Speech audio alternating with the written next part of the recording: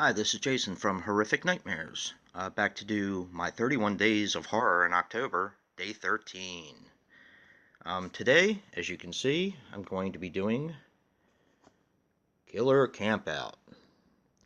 Now, behind the DVD, of course, you can see the poster. I'll get into that after I do the review, where I got it from and everything. But Killer Campout is a 2017 film that clocks in at around 86 minutes and is directed by Brad Twigg.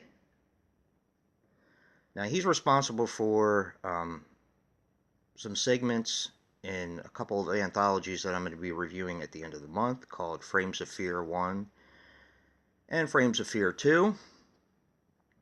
He was also, surprisingly enough, when I looked it up, responsible for a segment in the Wild Eye film that some of my fellow YouTubers have been reviewing, which is called Sleepless. So I was pretty surprised about that. And of course, he's also responsible for Massacre, which I will also be watching sometime soon, but I'll explain that as well in a minute. This, of course, was signed by the director, who I had the pleasure of meeting a couple years ago at my Monster Mania, which is in Hunt Valley, Maryland.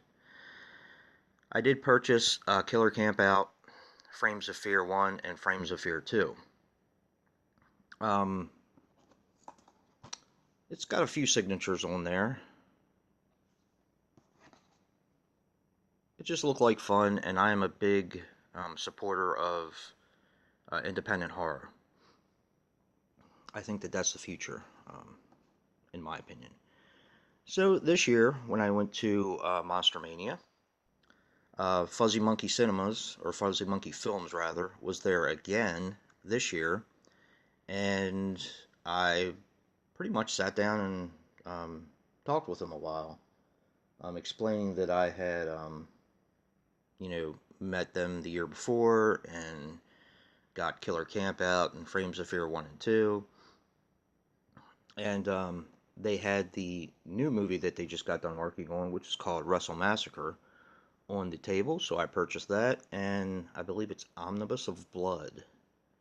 I also purchased that. You'll probably be seeing those in a later episode in November, where I showcase my pickups for the month of October.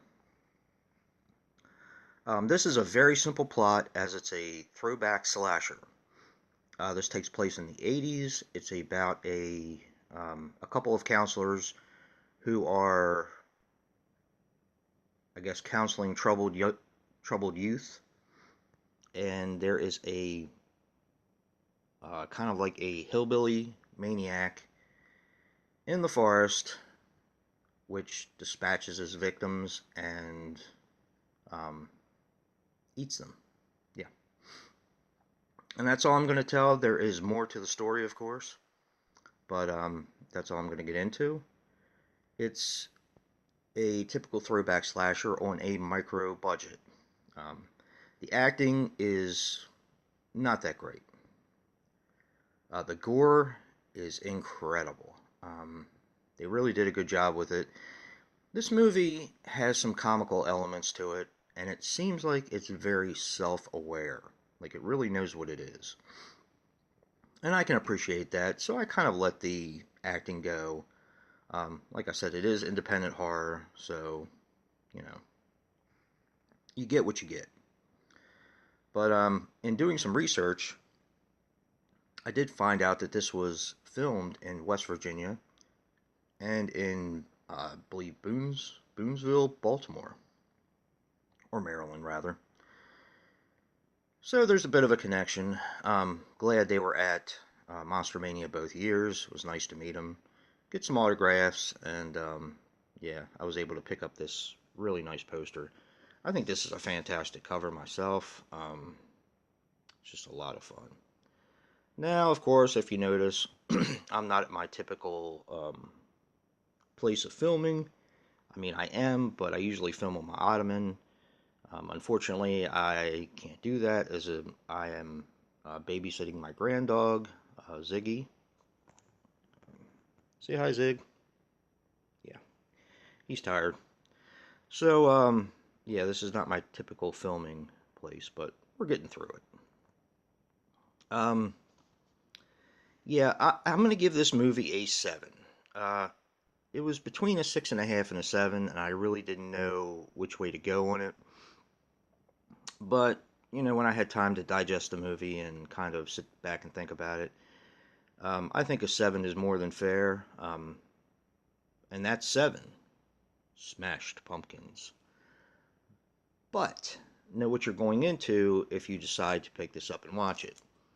This is extremely low budget. Those of you who aren't really into independent horror and really low budget movies, this is probably not for you. It is cheesy. The acting is dreadful. It really is. But in some ways, it kind of seems like it's self-aware, so it kind of made me laugh too. Not sure if that was intentional, but it is what it is. But yeah, I think seven's more than fair. And to you and slasher enthusiasts out there, this might be one you want to check out. It is fun. There are a ton of Easter eggs in this movie and references. Some of the ones I was able to pick out are Dario Argento's Suspiria, because there is a horror fan among the troubled youth. Of course, we horror fans are all troubled youths. Um, One other thing that I wanted to mention about this film is the intro is done by Herschel Gordon Lewis, and the film is dedicated to him, which I thought was really, really cool to do in this film. But like I said, there are a ton of Easter eggs. I found, just picking out stuff. Friday the 13th, of course, Sleepaway Camp. It pays homage to a lot of those types of movies. Um, don't don't go in the woods alone, or Final Terror. Just movies like that. It kind of has that feeling. Just Before Dawn, movies like that. So, but Seven Smashed Pumpkins, I think, is more than fair for this movie. I did like it. I'm glad it's in my collection, and I will be revisiting it again. Probably, maybe next Halloween. Who knows? But yeah, other YouTubers who are participating in the 31 Days of Horror in October are You and Your Horror Movies, Last Venom 76, Jen's Reviews from the Grave, Lisa Loves, Dave Maggot, Rusting Willpower, Random Horror, TheHORROman, HorrorFan34, Movie Review Time, ZombieVictim. Andrew's Crypt is doing 31 Days of Recommendation, which is really cool. Retro Horror and Celluloid Terror are doing their 100 movie challenge, which I really need to catch up on that. Bronco Juggalo is doing 31 random videos in the month of October. And the last is Three from the Grave, which comprised of Lisa Loves, Movie Massacre, and Strange Monkey. Can't wait for the next episode, guys. And if you like what you see in here, hit that like button and subscribe. And until next time.